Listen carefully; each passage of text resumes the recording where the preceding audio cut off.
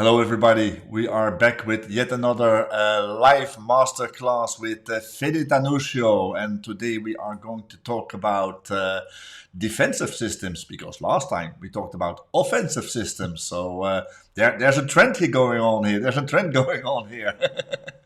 No, very happy to have you back with us here, Fede. As usual, for all of you people, just say hi in the comments. Let us know where you're from. Always good to know who's in the room. And let's make this an interactive session because, the more questions, the better it is, both for us, but also for you, because questions make you learn. So we're going to say hi to Ange from the US. We've got Adria from Spain, but coaching in Belgium, and we have Bappa from India, who is always there. Hi, it's good to see you again, Bappa. I see we've got an old friend here with Javi Telechea. Used to be in Belgium, Javi, welcome, but now in the US, and guess now back in Argentina for a while. So very good to have you all here. Fede, let's talk about defensive systems. Great. Thank you very much, Ernest. Thank you very much to everybody to be there today. Well, yes, I would like to discuss today, as Ernest said, last week was more about outlet solutions and offensive systems. And today I would love to talk more in the defensive systems. Of course, there are so many different type of defensive systems. Just I take two different types, and I want to be focused on those two different type to defense systems. So if you are agree, Ernest, I will share my screen and we can Yep, jump bring directly it to the on. presentation. Great. Just one second. No. Okay. Okay, great. Here we are. We maybe should have brought it on before we went live. Great. That's fine. That's great. There it is. There it is. Let me bring it on. And Just need to click there. Great. And here we are. Oops. 1 second now. There. Okay. Great. That's fine, Ernest? that's great. Perfect. So we can jump in.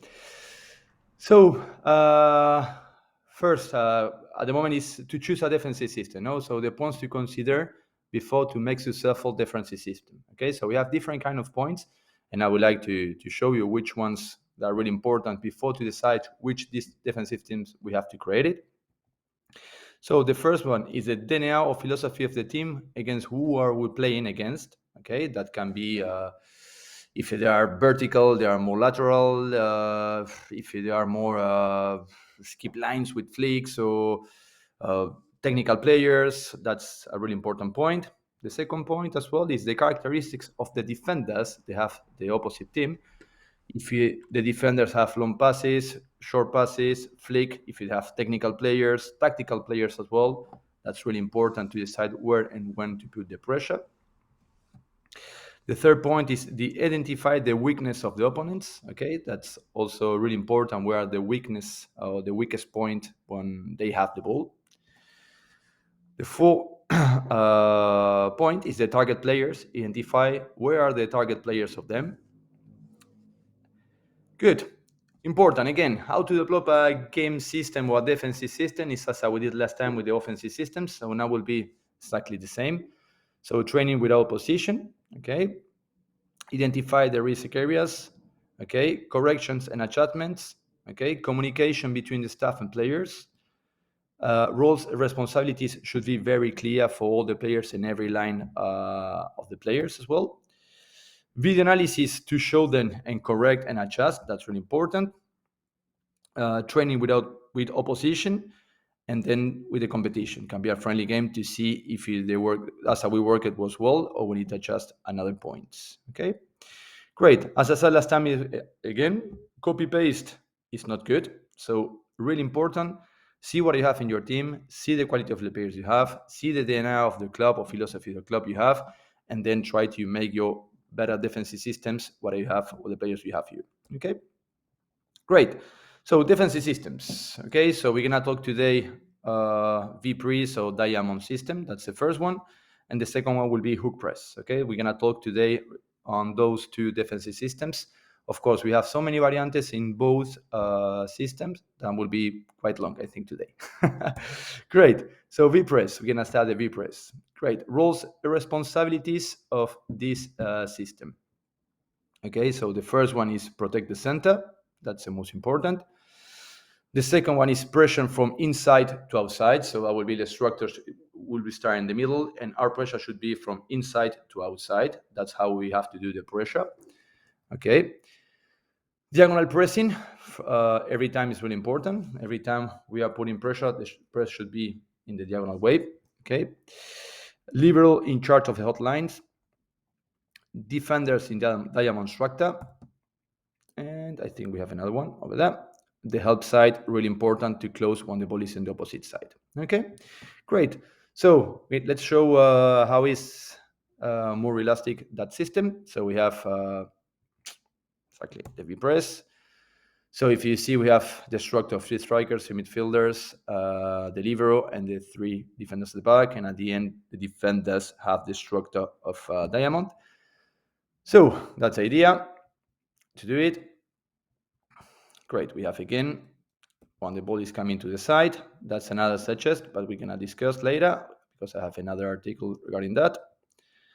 That's what I will talk about the help side to come and close the field and to make the spaces shorter and much more easy to recover the ball for us. Great. So here we have an example in video. Okay, there we see the V-press. The zonal players on the side, the libero. And what we want is to put pressure in the middle of that. Okay, really, really important at the moment to put the pressure on that position is the position of the mid or the high mid, let's say, that player. If that player is in vertical position, he will win the middle, and that's what we want. So that's what we said every time, especially the high mid, the pressure should be in diagonal way to protect always the center. That's a really important point. And the idea is to play a 3v1 in that situation. Okay, so we have another example to the other side. It's exactly the same system. And again, if you see it, the pressure of that player is in diagonal way to protect the center.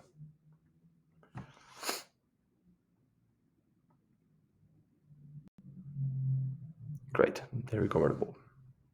Good.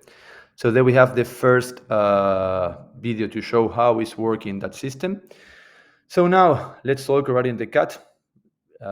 It's the standard cut press. Okay, so it's exactly the same system. They play the ball. And we cut with the central striker. So here we have an example as well.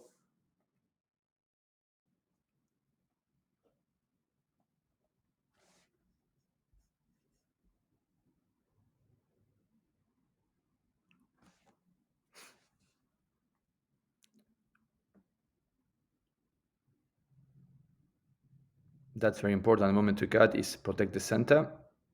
The help side come in as well. And then we have to try to record the ball on the sideline. And then if you see there, it's 2v1 when we have the ball there. Great. At the end, they recover. Good. So very important point at the moment to play that system. Okay. So we have the position of the right striker and the left striker. Okay. So if you have the right striker and left striker wide or open, it's because maybe we want to recover the ball in the middle zone. But if we have the side and right striker closer, is that we want to protect the center and make them play on the side and recover the ball on the red zones that we have here. That's one of the points we need to see.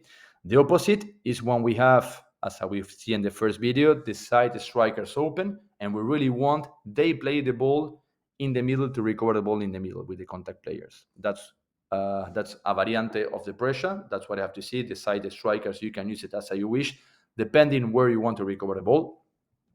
Great. So left side structure. So the team who's defending is a red color. So let's see. That's we can have the left strike inside, left mid outside, and the That's when the right striker have the ball, let's say, okay? When the right back have the ball. Also, we can do when the right back have the ball, so the left striker is putting pressure and cutting the line, the left mid stay inside, and the left back is again taking the line at the back. And the third example is again when the right back have the ball, is the left mid and left striker stay inside, and the left back is taking the line. So it's exactly the same, that's position on the left side, and will be exactly the same on the right side. The only thing on the right side, it's we are not cutting the line with the right striker because they are winning the ball on the left foot, and it's quite difficult to recover or counter-rest that kind of balls. So that's that's the structure we have on the right side. Okay, great. Here we have an example again. Okay, so there we have another example.